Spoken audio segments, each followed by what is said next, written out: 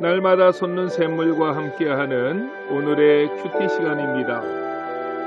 12월 23일 수요일 오늘의 말씀은 미가서 5장 10절로 15절의 말씀입니다. 여호와께서 이르시되 그날에 이르러는 내가 내 군마를 네 가운데서 멸절하며 내 병거를 부수며 내 땅의 성읍들을 멸하며 내 모든 견관성을 무너뜨릴 것이며 내가 또 복수를 네 손에서 끊으리니 내게 다시는 점쟁이가 없게 될 것이며 내가 새긴 우상과 주상을 너희 가운데서 멸절하리니 네가 내 손으로 만든 것을 다시는 섬기지 아니하리라. 내가 또 내 아세라 목상을 너희 가운데서 빼버리고 내 성읍들을 멸할 것이며 내가 또 진노와 분노로 순종하지 아니한 나라에 갚으리라 하셨느니라. 새로운 아침입니다. 임마누엘 하나님은 우리와 함께 하십니다. 미가서는 남유다 10대 왕인 요담부터 12대 왕인 히스기야 때까지 그 사회가 가장 악할 때에 활동했던 선지자였다고 했습니다. 미가서의 시대적 배경에 대해서는 제가 맡은 새벽 시간에 계속 설명해 왔습니다. 남유다의 가장 악한 왕이었던 11대 아하스와 남유다의 가장 선한 왕이었던 12대 왕인 히스기야의 관계를 설명하면서 어떻게 가장 악한 아버지 밑에서 이스라엘의 가장 선한 왕 히스기야가 나올 수 있었을까? 구약을 연구할 때 왕과 선지자의 관계를 깊이 보아야 하는데 가장 악한 왕이었던 아하스에게 가장 선한 왕 히스기야가 나올 수 있었던 배경에는 미가 선지자의 역할이 있었다는 것을 말씀드렸습니다. 오늘은 본문을 강해하기에 앞서서 미가서의 구조를 말씀드린 후에 본문 강해를 해드리겠습니다. 미가서의 구조도 매우 명확하게 되어 있습니다. 어느 선지서도 마찬가지이지만 1장 1절에서 선지자의 시대적 배경을 설명합니다. 그러므로 모든 선지서의 1장 1절은 매우 중요합니다. 선지자가 활동하던 시대적 배경을 아는 것만으로도 그 선지서의 절반은 이해했다고 볼 수 있기 때문입니다. 미가서 1장 1절에서도 그가 활동했던 시대가 남유다의 요담, 아하스, 히스기야 시대라고 했고 그는 모레셋 사람이라고 했으며 그 메시지는 북이스라엘과 남유다에 주신 하나님의 계시라고 했습니다. 이처럼 중요한 정보가 1절에 다 들어가 있습니다. 1장 2절부터 마지막 7장 20절까지 선포된 미가의 메시지는 3번의 설교였습니다. 그런데 설교의 시작을 알리는 단어를 미가는 의도적으로 같은 단어를 씁니다. 한국어 성경에서는 그 단어가 그 절의 중간에 나오기도 하지만 원어 성경을 보면 맨 앞에 나옵니다. 그 단어가 쉬메우라고 하는 단어인데 영어 성경은 다양하게 번역을 했습니다. hear, attention, listen 이라고 했고 한국어 성경은 들으라 라는 말로 번역했습니다. 이 단어가 1장 2절, 3장 1절, 6장 1절에 나옵니다. 구약의 선지자들은 이 단어를 매우 중요하게 생각했습니다. 신앙의 첫 출발이 하나님의 말씀을 듣는 것에서부터 시작했기 때문에 그렇습니다. 구약에 능통했던 사도 바울도 로마서 10장 17절에 이렇게 선포합니다. 믿음은 들음에서 나며 들음은 그리스도의 말씀으로 말미암았느니라 라고 말입니다. 바로 들으라 라는 이 말이 미가서에서 3번 나오고 그 단어가 나오면서 메시지가 시작되어지는 것을 볼 수 있습니다. 그러므로 미가서는 이렇게 구분할 수 있는 것입니다. 미가서 1장 1절은 미가서의 서론으로서 시대적 배경을 설명하고 첫 번째 메시지는 1장 2절로 2장 13절까지 두 번째 메시지는 3장 1절로 5장 15절까지, 세 번째 메시지는 6장 1절로 7장 20절까지입니다.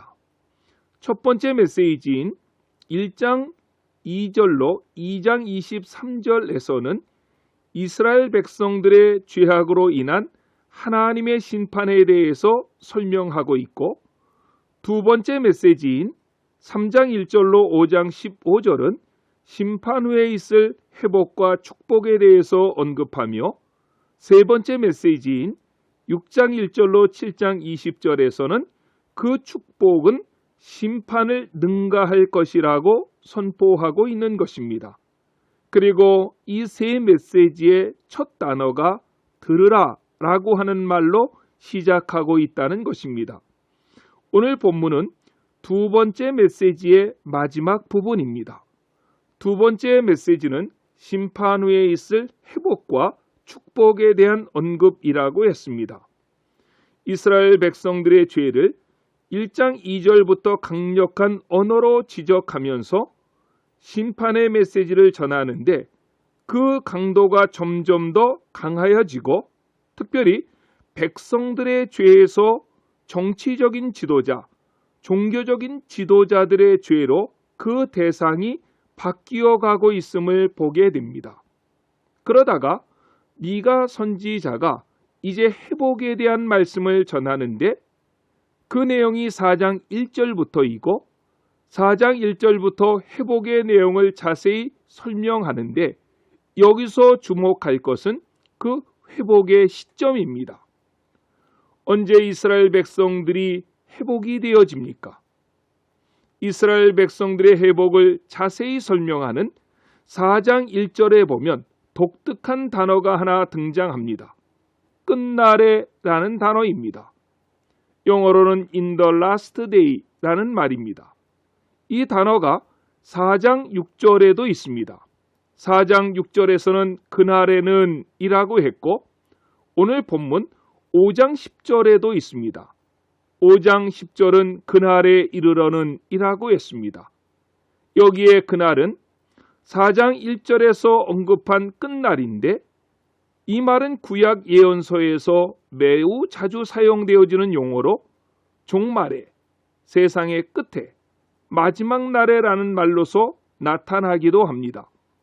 이 종말의 시작은 예수 그리스도의 초림이고, 그 종말의 끝은 예수 그리스도의 재림이 될 것입니다. 이 날은 하나님께 순종하는 자들에게는 회복의 날, 구원의 날, 소망의 날이 되기도 하지만, 하나님께 불순종했던 사람들은 심판의 날, 멸망의 날이 되기도 하는 것입니다. 그래서 4장부터는 마지막에 있을 구원받은 하나님의 백성들의 회복과 불순종했던 사람들에게 있을 멸망을 다양한 언어들로 설명하고 있는 것입니다. 오늘 본문도 그 연장선상에 있습니다. 특별히 오늘 본문은 불순종했던 사람들에게 있을 멸망에 대해서 자세히 설명합니다. 10절에 보십시오. 멸절하며 부수며, 11절을 보십시오. 멸절하며 무너뜨릴 것이며, 12절을 보십시오. 끊으리니 없게 될 것이며, 13절을 보십시오. 멸절하리니, 14절에도 빼어버리고 멸할 것이며 라고 했습니다. 마지막 날에 하나님께서는 무엇을 멸절하고 부수고 무너뜨리고 끊어버리십니까? 10절과 11절에 보면 내 군마와 병거와 견고한 성읍을 멸절한다고 했습니다. 세상의 무기, 힘을 의지하는 것을 하나님은 부수어 버린다는 것입니다. 12, 13, 14절에서는 복술, 점치는 것, 손으로 만든 우상, 아세라 목상을 하나님께서 멸절하고 제거하시겠다고 말씀하십니다. 오늘 아침 큐티의 제목이 무엇입니까? 하나님 외에 의지하는 것을 제거하라는 것입니다. 마지막 날에 하나님의 성산에 서시기를 원하십니까? 주님께서 세우신 영원한 나라에 입성하시기를 원하십니까? 이 땅에서부터 연습하셔야 됩니다. 훈련하셔야 됩니다. 왜 믿음의 길을 좁은 길이라고 합니까? 세상 사람들은 모두가 그 길을 원합니다. 세상에서 부귀영화, 쾌락, 돈, 명예. 그러나 믿음의 사람들은 이 땅에 살면서 그런 것을 내 삶에서 하나하나 제거해 나가야만 합니다. 그렇지 않으면 마지막 날에 하나님이 제거하셔야 하는데 내가 그런 것을 목표로 해서 살아왔다면 마지막 날에 나는 하나님의 심판의 대상이 되는 것이 아닙니까? 심판의 대상이 되었던 그 사람이 어떻게 그 하나님과 더불어 천국에 들어가 영원히 살 수가 있습니까? 오늘 본문은 우리에게 그것을 말해주는 것입니다. 사랑하는 성도 여러분, 하나님이 원하지 않는 삶을 내게서 제거하는 것은 쉽지 않습니다. 하나님도 그것을 아십니다. 그래서 하나님은 우리에게 보혜사 성령님을 보내주시지 않으셨습니까? 그 성령님을 의지해서 우리의 삶 속에 제거해야 할 것들을 제거하며 우리에게 주신 넉넉함이 있다면 그것을 가지고 우리 주변의 어려운 사람들과 함께 나누며 오늘 하루도 믿음으로 살아가시는 저와 여러분 모두가 되시기를 예수님의 이름으로 간절히 축원합니다. 기도하시겠습니다. 사랑의 하나님, 감사합니다. 간혹 믿노라 하는 사람들에게, 아니 제 자신부터 욕심이 많습니다. 세상도 가지고 싶고 하나님 나라도 들어가고 싶을 때가 많습니다. 하지만 성경 어디에서도 두 가지 모두를 가질 수 없다고 말씀합니다. 때로는 마음은 원이지만 육신이 연약하여서 넘어지고 쓰러질 때가 많습니다. 만에 하나 하나님을 대신해서 의지했던 것들이 있었다면 철저히 회개하면서 세상의 욕심, 정욕들을 하나하나 제거할 수 있는 결단을 할 수 있도록 도와주시옵소서. 성령님께서 도와주시옵소서. 주님 앞에 섰을 때에 심판의 대상자가 되지 않게 하옵소서. 코로나19로 인해서 많이 힘듭니다. 주님, 우리에게 새심을 더딥혀 주시옵소서. 예수님의 이름으로 간절히 기도드렸습니다. 아멘.